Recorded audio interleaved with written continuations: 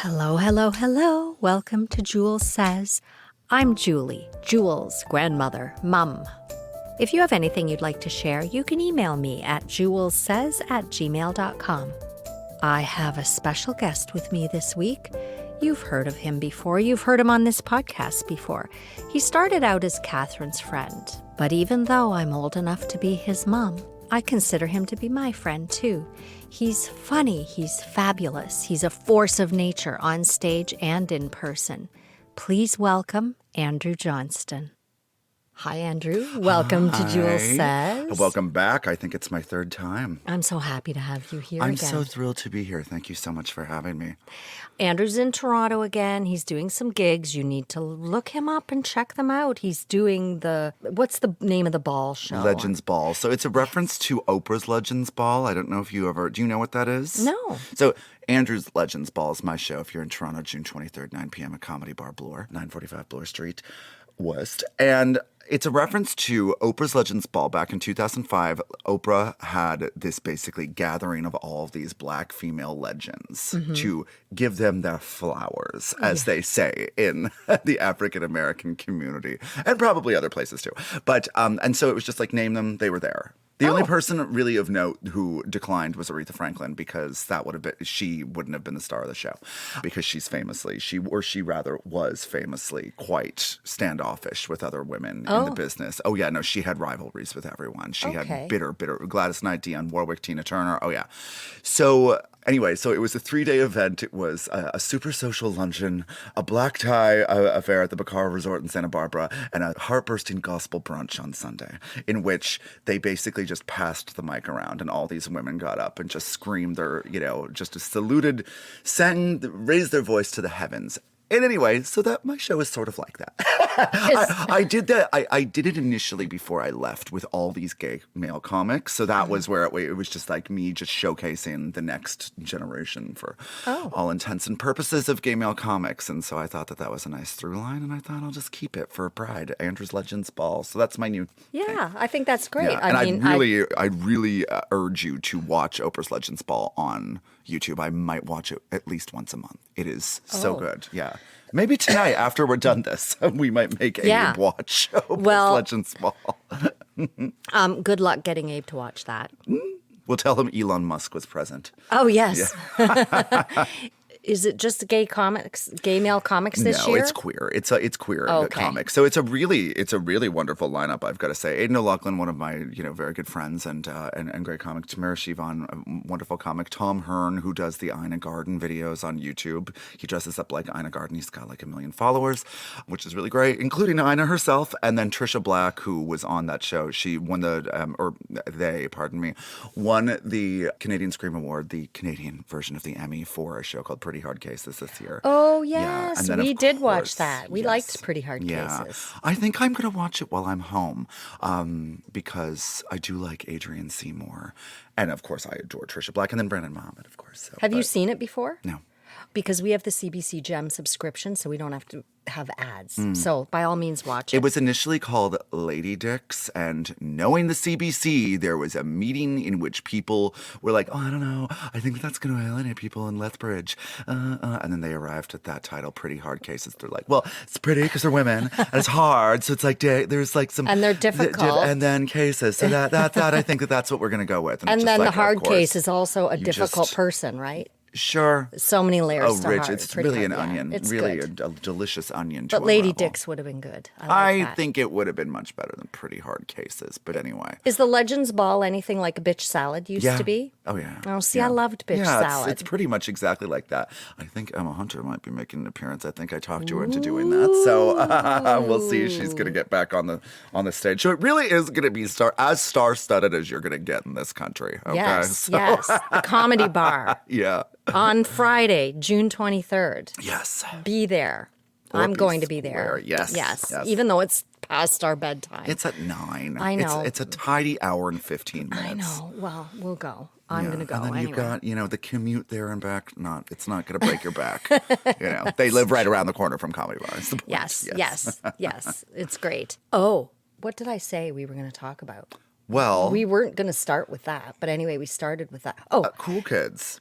You were fabulous in the Cool Kids show. I've been talking about this Cool Kids show, Cool Kids. Apparently it is pronounced Cool, and there's a meaning to that. I went online and looked it up. It's a fundraiser for a children's music program.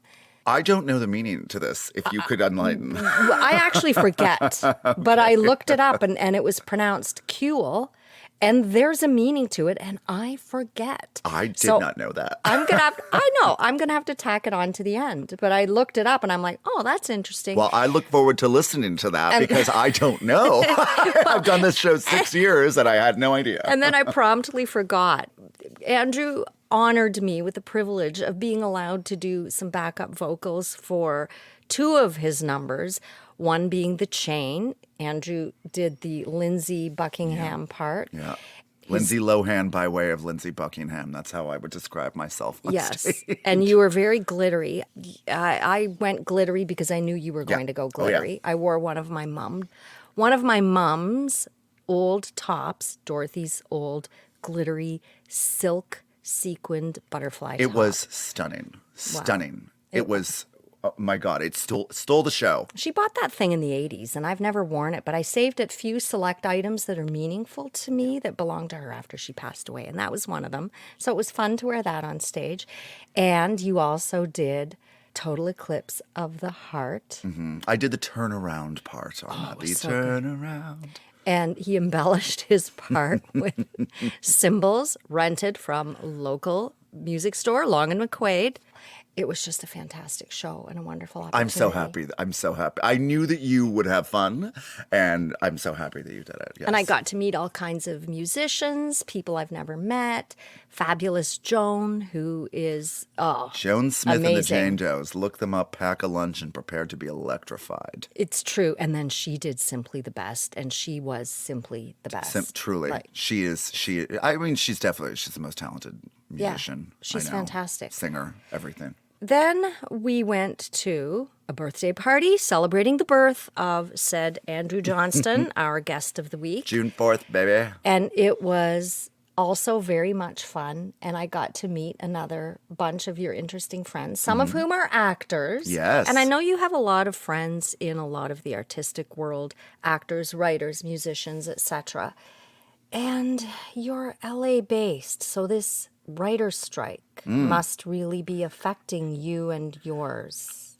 I mean, it's really not affecting me financially or my livelihood. It was affecting. I saw this coming a mile away. I was like, okay, there's going to be a lot of out-of-work comedy writers who have very big credits to their name, who are going to be able to get on everything with their notebook, and it's going to be even scarcer than it is right now. So they're doing stand-up now. Stage time, yes. No, it's truthful. Everyone is available right now. You will see. I think I was saying to someone, I'm like, yeah, if you want Tig Notaro to do your bar show, she'll likely say yes, because there are people.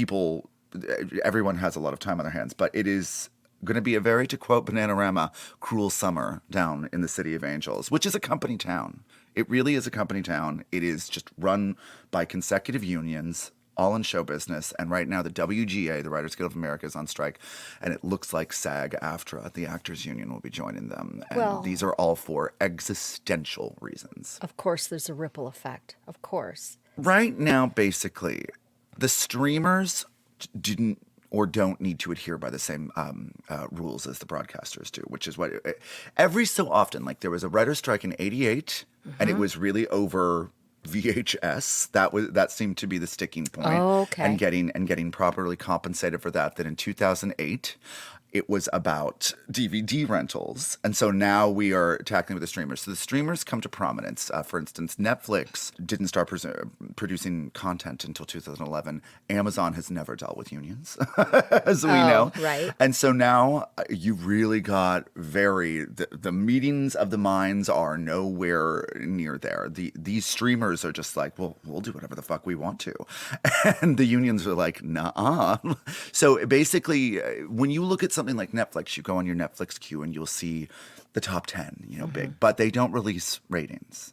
They're famously incredibly cagey. They don't even release them to the artists. Certainly not. Yeah. So there is no There needs to be transparency there now because there's no leverage for and writers no to accountability. use. Yeah. If the streamers had it their way, they would generate all this content algorithmically with AI and then have one writer come in to sort of glance it over, to proofread it by all intents and purposes. Right now, it is very much an existential threat, and if we don't come through this, then writing will cease to become any sort of it will cease to become a feasible means of employment or a way to make a living. And as a comedian, writer, like, to write things, that is your ticket to middle class, to some sort of like a middle class. Like, that is your upward trajectory. And if you don't you're have doing that, well. If you're doing well. And I mean, that is really where the money is. Well, and I mean, it's not like you're getting millions. It's not like everyone is Shonda Rhimes No or Ryan one's Murphy. getting millions. Yeah. That's, I think, the whole point. Yeah. It's gotten to the point where it's unsustainable to even live. Yeah. But they did release, the WGA released basically a spreadsheet of their stipulations and the response. And it was horrifying to see the streamer like, no counter. When they said, we want very tight regulations on AI being used to generate content, they said their counter was, we'll have an annual meeting to discuss advancements in technology with you. So now that said, there is a massive amount of coverage. The unions really do control things. And then for actors as well. I've seen audition notices where they say, come in to audition for us to see if we would like to then purchase your likeness from you. Oh. To basically scan you and your voice and then use your image. Do whatever we want with it. In perpetuity. In perpetuity. So I've seen audition notices like that. So it is existential. If we don't come through this, then I really don't know what the future of the business is. But I think a lot of non-artists are saying, well, so what? I like to pay for my content. And I know a lot of people just go and find whatever they can find and they download it for free. Yep. And as the mother of a person who is an artist for a living. Who had a Netflix show that I remember seeing, in the top 5, whatever, and then who knows what she was told about that. It didn't get a second which season. Is appalling. Oh my God. Not difficult people.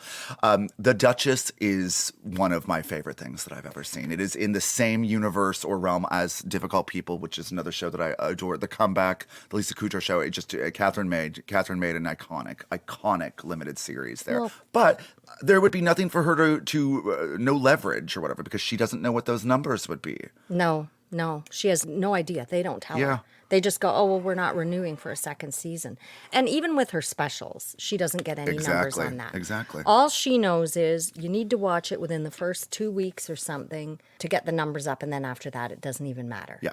So her current tour show is on Sky TV in the UK. So akfe uye, as they say. I think a lot of non-artists feel that content should be available for nothing. We all do want a deal. I have Netflix. I have Amazon Prime. I share your Crave account. Yes. But I am willing to pay for content. I want to pay for content. I want to pay a reasonable price for it. I think the old cable TV model wasn't good because you basically had to pay a lot for stuff you didn't even want. It was insane. My parents still have I don't know what the provider is, but a satellite dish program, and it is. I always say my father watches a lot of sports. That is really that's the thing that still drives cable subscriptions and everything. But it is just it's very primitive, to say the least. Exactly, and it was my perception. One of those strikes, you mentioned 3 strikes in fairly recent history, and it was my perception at the time that there seemed to be a sudden increase in the number of reality shows. It was a perception. I don't know if that's actually a fact. In 1988, the big example that people are pointing to is when the Fox network launched the show Cops. So that was sort of the dawn of that. And then, people are pointing to the 2007-2008 strike as this huge boon for reality television, but it was booming before that. Survivor, America's Next Top Model, all that stuff was on the air. Now, because people are now pointing to the fact that that's when The Celebrity Apprentice launched, and they think that really brought Donald Trump into the hearts and minds of legion of fans, thinking that he's some sort of a competent businessman and not a wannabe despot. But I don't. It had always been there. Right now, my My prediction would be you're about to see a lot of Vanderpump Rules, Real Housewife-esque things that I already am completely disengaged with. I've never gotten into it, and I'm very anomalous within the gay male community for not being into that. And I mean, we have friends come down, and they always want to go to Lisa Vanderpump's restaurant because they will literally see those people. And I say with those people, I'm just like, if that is the future, if that's what people want, I'm just like, what's hilarious is, yeah, these people are very famous and they still have to work in a fucking restaurant. Yes. Like that is, it's just like, and people just go and gawk at them like they're animals in a zoo. And it's just so... And they seem to like it. That seems to be what they want. And they certainly wouldn't have talent to do anything else. So. I have a confession. I have no idea who Vanderpump is. I have no idea what Vanderpump Rules is. I have no idea. She has a few restaurants in LA. Yeah. I wouldn't ever watch a food show or a restaurant show. I'm not a big fan generally of reality TV. And I know that maybe that's partly age related. I think a lot of people in my generation aren't. But I prefer a well-written drama or a really well-written sitcom. Everyone's pointing to Succession as the sort of thing that was something, this piece of prestige television that was wildly popular with just the hoi polloi, for lack of a better description there.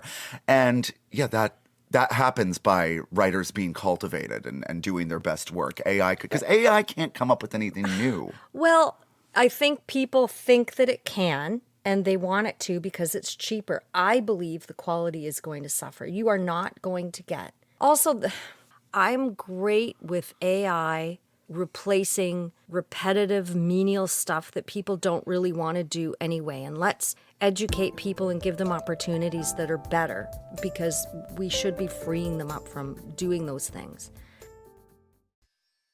But to replace creativity, to try and replace the creative product, I mean, that's an integral part of our humanity and soul and heart. I don't feel that should be, we shouldn't even aspire to replace that. Yeah. If you can use a little bit of it to help you with maybe some form or structure, that's one thing. But the actual creativity, I have a big problem with that. I had a guy offer to be on the podcast who claims that he can help you make millions by writing best-selling books with AI. And I just said, this isn't a sales pitch podcast. It's a personal story podcast. Is it the same guy what was that email that you got? And he said, what was that? It was a few episodes ago. And some guy interviewed you and, I forget what he said. I'm sorry. Oh, no, it wasn't. It was someone I've never met. And obviously he was kind of blasting people who have a podcast. He wasn't singling me out at all. Okay. I just said, it's about personal stories. I know nothing about you. I even Googled the guy. What about this guy? Nothing. Don't know where he lives. Don't know where he's from. Well, all I know is he's selling this AI, write a book and get rich bullshit, and I'm just not into that. I mean, I don't know who's buying that book, but anyway. Okay, yeah. Well, I don't know. A good thing Margaret Atwood can afford to retire, I guess. Yeah, she's on Peely Island right now, having the last fucking laugh, that Margaret Atwood. Yeah, good for her. Good for her. So I have a problem with it, and I also have a problem with people making millions and billions of dollars and taking advantage of all the people at the bottom. I think somewhere in there has to be a balance. Whether you're in the creative industry, the IT industry, manufacturing industry, anything. It's really also just a testament to the unions, though, because I listen to some tech podcasts. I listen to the Pivot podcast, Kara Swisher and Scott Galloway, and they are very on the side with the streamers, and they say, well, no, writers are going to need to. They are ludicrously overpaid to begin with, and where are they getting that idea? I don't know. They're on the side of the robber barons. They're on the side of the God complex tech people. Maybe Kara Swisher's getting overpaid. Yeah, well, right. Well, no, no, they would think, oh, no, what I do is, absolutely brilliant. What it's going to boil down to is just, this is a union issue. This is the same thing about the people who pick up your fucking trash, they're in a union for a reason. This is going to be a feasible, gainful employment field for a reason, and so we're going to get we're going to get rich or die trying. Okay, but is the whole industry going to die, though? Like, this is what I'm concerned about, that we have seen the end of well-written films and The dramas. other thing is there's something called the mini room right now where these things are see, there are all these ways that they are able to skirt WGA and WGC, Writers Guild of Canada, sort of minimum requirements and things because they're the streamers and they don't fall under the categories that these agreements were sort of like written under. The other big thing is there are a lot of timing components to this too. For instance, after 8 weeks from the start of the strike, these overall deals that were reached with people like Shonda Rhimes and Greg Berlanti and Ryan Murphy, they're null and void because there's a force majeure clause. So these hundreds of millions of dollars that were thrown at these people to get exclusivity to their content, they all disappear. They're going to be able to recoup that money. It has been speculated that was kind of an end game for the broadcasters. So they're right now, the broadcasters right now, like this is really masterful timing on the Guild's part. The broadcasters right now are incredibly concerned with their shareholders sort of thing. And they are telling them, oh, this is going to be profitable in 2 years. But they're telling the writers right now, this isn't profitable. And it's just like, you do understand that this isn't happening in a vacuum. Like we can hear you. Yeah. You know, so it just, what is it? This isn't profitable or it is.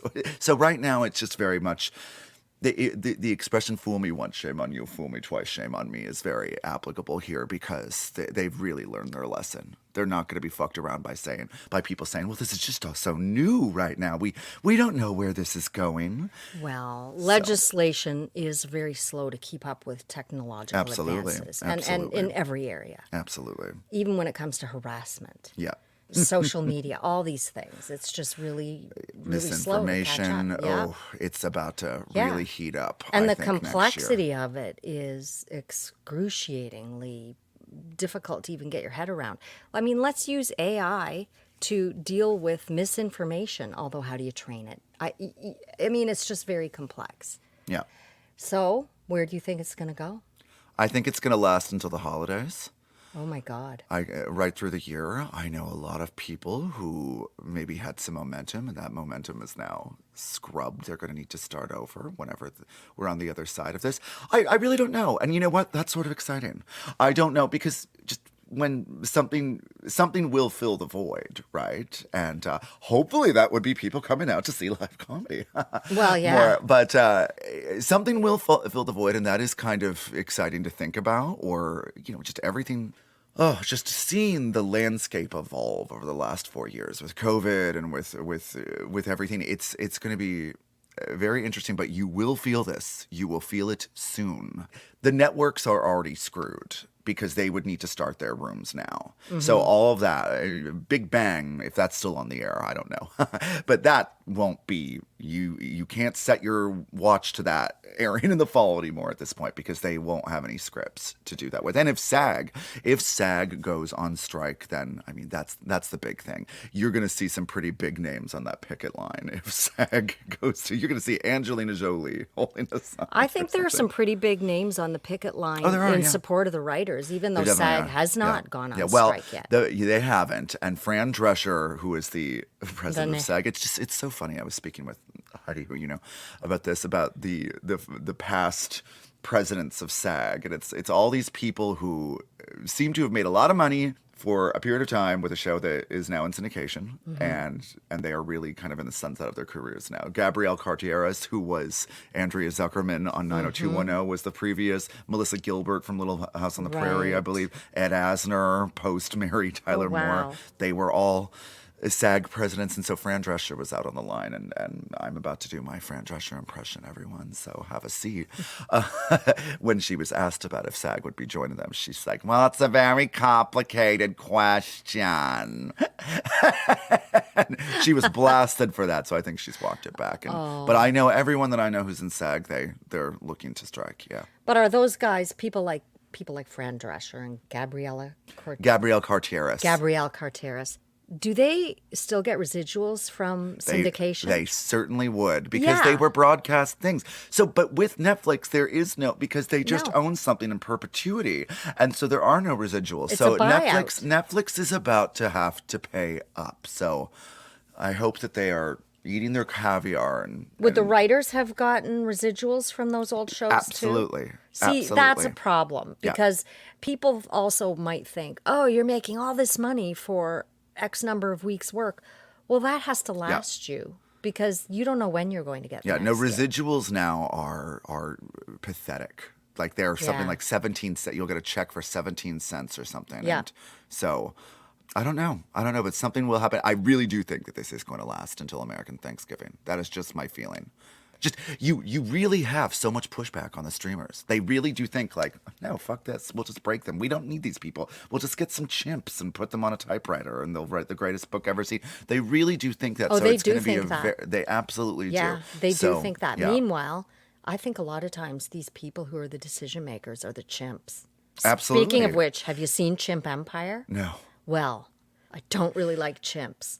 Nor do I. I am not a fan of monkeys. So, Apes. well, I do think that comparing these people to chimps is quite apropos. Yeah, I'd say so. And they are stay making. tuned next week to hear why. I saw a tweet from this writer that I followed, and she was saying, we are striking right now because the last general meeting and I was on, the executive that I was meeting with needed to pause the meeting to get on FaceTime with her designer to select a tile for her pool house that was $90 square foot.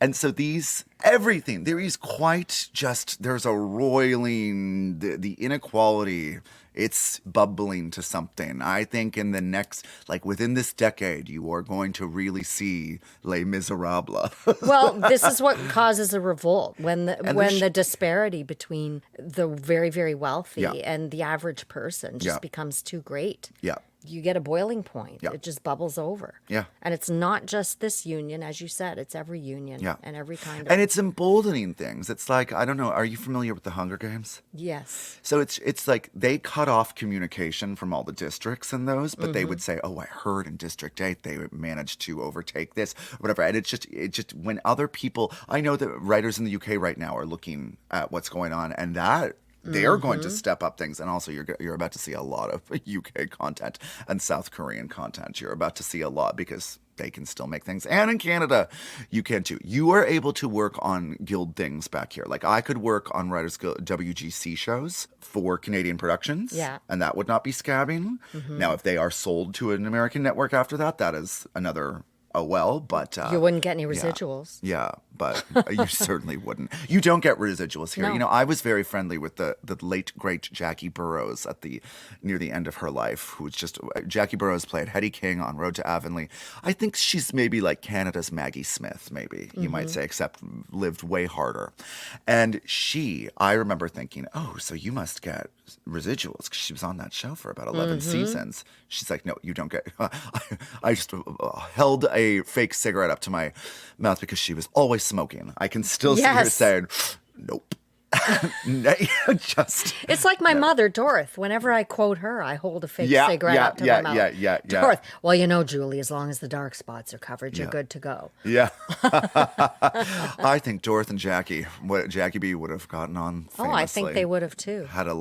They would have hucked back a carton of cigarettes and had a grand old time. Caesars for breakfast? Yep. No, but there is no residuals in Canada. There is compensation by way of a production fee, which is a percentage of the show's budget, but you don't get residuals. Oh. Yeah. Well, that's why people who broke into acting wanted to get national American commercials so that they could get residuals from that, and that's probably long gone. That's something going on in Canada right now. The commercial agencies banded together and decided we are not going to use union actors anymore. Yeah, so every commercial is non-union, and that is, I mean, commercials were soul-sucking. Commercial auditions, it was just like, I'm about to make a very uncouth reference, but it was like a slave auction.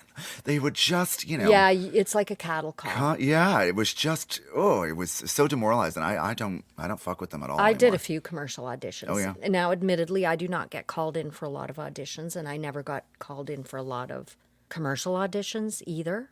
But, yeah, I've been to enough that I know what you mean. Oh, it was awful. And you hear people in the waiting room talking about how busy and successful they are, and you've got to wonder, you know? No. It's like when I took No, you are vocal workshops with Elaine Overholt's studio. Everyone in that workshop would be talking about their time in the studio and how busy they are, and I sometimes think maybe you're just trying to impress everyone around you, because then I would hear some of them sing and they wouldn't even be on key. So anyway. Oh, it's all posturing. It's all saving face. Oh my God. I mean, I'm very familiar with that now, living in LA. People do that in LA? Oh my God. Nothing but, upsell, sell, delusion, grandiose, delusions of grandeur. It's so... Yeah, it's quite comical. I mean, you can see it. You can just you can assess the situation now, and then but you also know everyone's crying themselves to sleep every night. So yeah, well, that's kind of sad. Now, do you regret going? You've been there long enough. Not at now. all. My You God, still no. love There's it. no ceiling when you do well in LA. Oh, bitch, you are doing best in the world. Yeah. You know, there's just the possibilities are endless, and I mean, it's been a bit of a slog post-pandemic, but. Well, I would have thought the pandemic would have taught people the value of entertainment, because that's what kept us going. Yeah, I will say this. A bunch of people all of a sudden got about 60,000 followers out of nowhere. And I'm just like, oh, yeah, okay, maybe I should have been a little bit more invested in TikTok content. But now that the strike is on, people are going to be... Yeah, that's turning true. Well, I mean, younger people really don't watch traditional they linear don't. broadcasting. They don't. But they all chase it. They all want it. So, but We shall see what happens. we shall see. But my guess right now is I'm not a betting man, but if I was, I would say American Thanksgiving. I think it will last until at least then.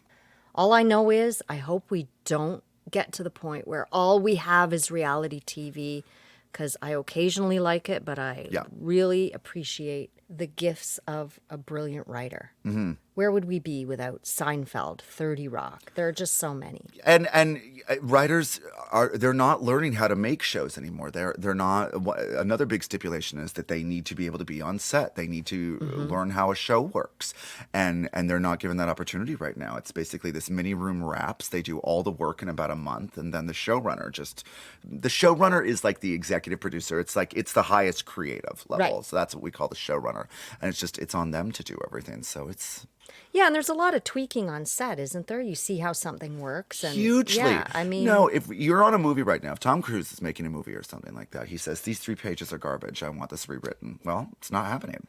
Oh, yeah. There's constant tweaking. But all the time. surely someone with Tom Cruise's brilliance can just improvise 3 pages of dialogue. Oh, God, a big thing was the girl Jenna Ortega, who played Wednesday in the Netflix Wednesday Addams series. She had said, sometimes I ad-lib and improve the script, and that got a lot of eye rolls. She's sort of... Oh, okay.